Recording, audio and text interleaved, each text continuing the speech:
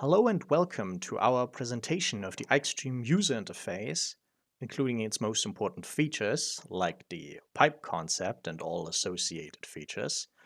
And we very much hope you're going to enjoy this and will be inspired to try it for yourself.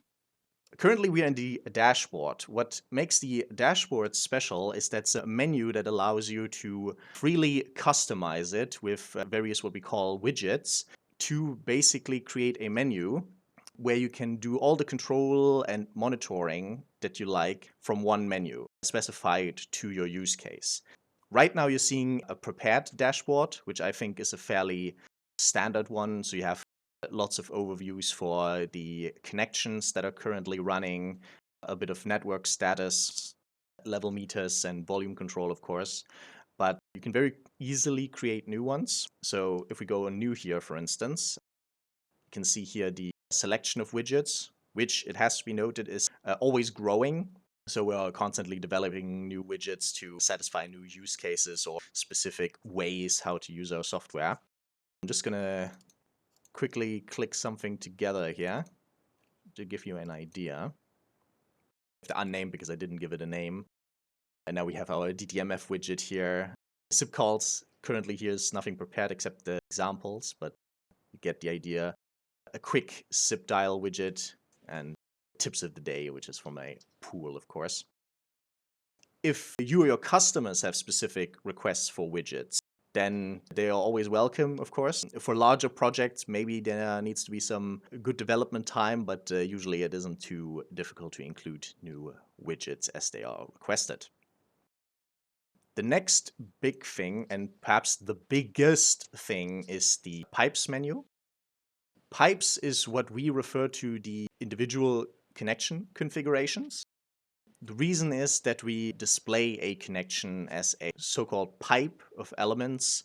You have a source, which is of course the input, and a sink, the output, and then your encoders and whatnot set as well.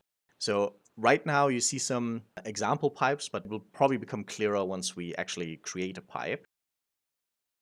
If I actually go here and create a new pipe, I have these pools of elements here, which is the specific parts that you're creating the connection with.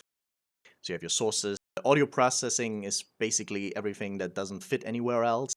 Encoders is, of course, the algorithms that you're using, and sinks is then the output.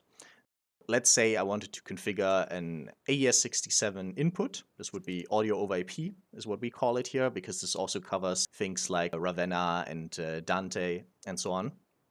We definitely want a level meter and volume control as well for this. Let's say we're streaming with Opus. It's meant to come out as an icecast, for example. And that was already the basic connection setup here. A detailed configuration I can now do by simply clicking on the elements. So here with the audio over IP, I would be selecting the session or copy paste the SDP file, depending on how my network is set up. In Opus, of course, I could set the bit rate, or if I had more specific configurations, I could go to the expert mode here and set some additional features, usually not necessary for most people, but the option is there. And then in Icecast, of course, I set the host server and so on, everything to get my stream out there. As you can see, there's a large selection of pipe elements. Actually doesn't matter what kind of input you're using with what kind of output. Nothing that is restricting specific combinations. If we have it, we can accept it as an input and as an output. No problem. This way you can create even very unusual use cases or combinations of inputs and outputs. And of course, you can also use it to replace lots of unnecessary hardware. For instance, if you have situations where you have to transcode a signal multiple ways because the encoder you're using only accepts a specific input, you can usually do away with this thanks to aixtream, because you can just accept the input as it is and transcode it with aixtream without needing extra hardware. So a single aixtream server has the potential to place multiple other hardware devices depending on your setup. That would be an example of how a pipe is built. As you can see, there's a full text search and a filtering function, which is actually also based on both the stream names but also pipe element names. This is, of course, very important when you have a large number of pipes. There's also the option to create templates, which you can repeatedly copy. So if you have like a standard pipe that you just do some specific changes to for specific connections, then this is all possible. There's also a menu for pipe groups, which allows you to group up multiple pipes and control them at the same time, even in a master-slave configuration. So you just need to adjust one pipe to have a whole number of other pipes changed as well, which is of course very useful for DVB multiplexing as well as OTT streaming, especially with things like HLS and so on.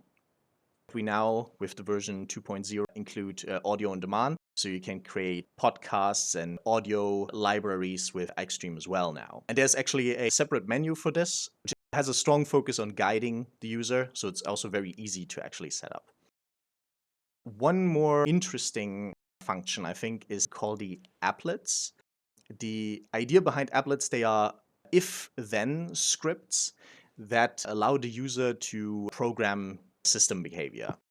So you can set a triggering condition, and of course, if that specific condition is met, then something else happens.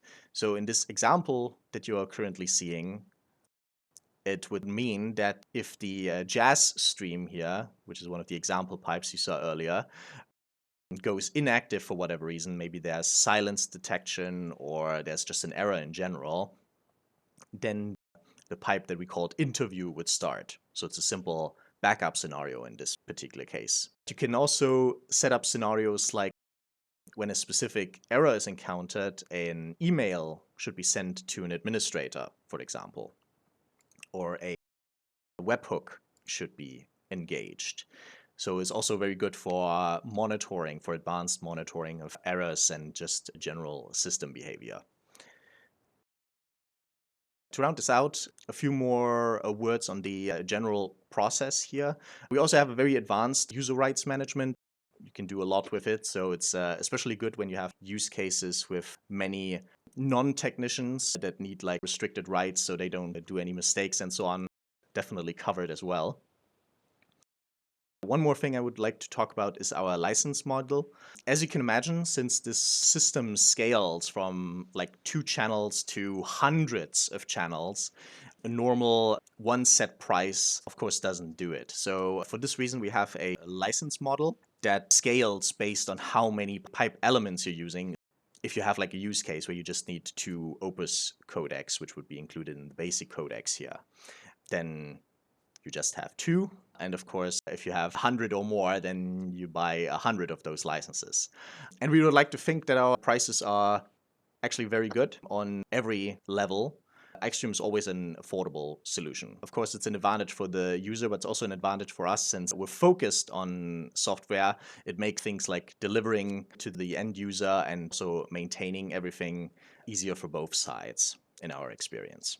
And it's also perfectly possible to scale up your use case after the fact. So we have a license file system. This means that if, for example, you later want to upgrade from your 2-channel to a 10-channel solution, for example, then you would simply buy however many additional codecs you need, for example. You would get a new license file from us, which you can import here via the Choose File button there. And then they would be unlocked, and you could immediately use them. And on that note, it's also worth noting that we plan to sell timed licenses.